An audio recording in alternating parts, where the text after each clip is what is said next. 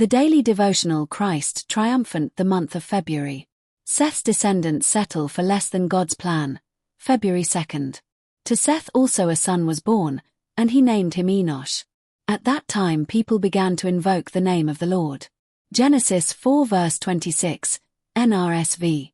After the translation of Enoch to heaven, the sons of men that were set against the worship of God were drawing away the sons of God.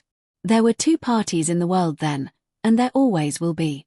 The worshippers of God called themselves the sons of God.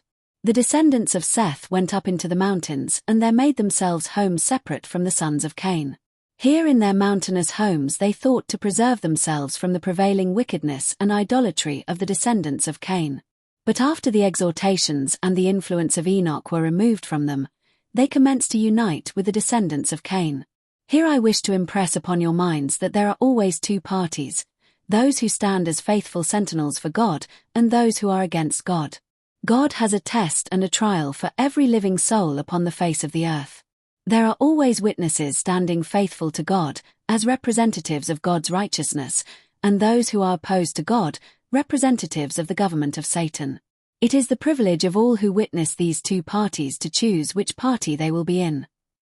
The descendants of Seth might have preserved their integrity before God, and they might have exerted a saving influence upon the inhabitants of the Noahic world, but in place of doing this they began to unite with the universal corruption that was prevailing in the valleys. The Cain worshippers despised everything like the sacrificial offerings that represented the Lamb of God that was to take away the sins of the world. Here we see the two parties standing right out in that degenerate age. It was not all corruption.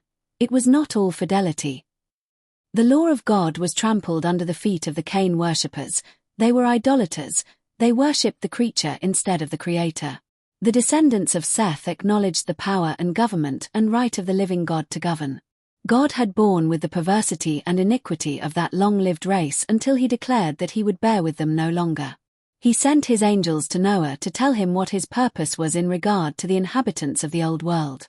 That faithful preacher of righteousness, Noah, declared the message to the inhabitants that 120 years would be the end of their probation. Manuscript page 86, 1886.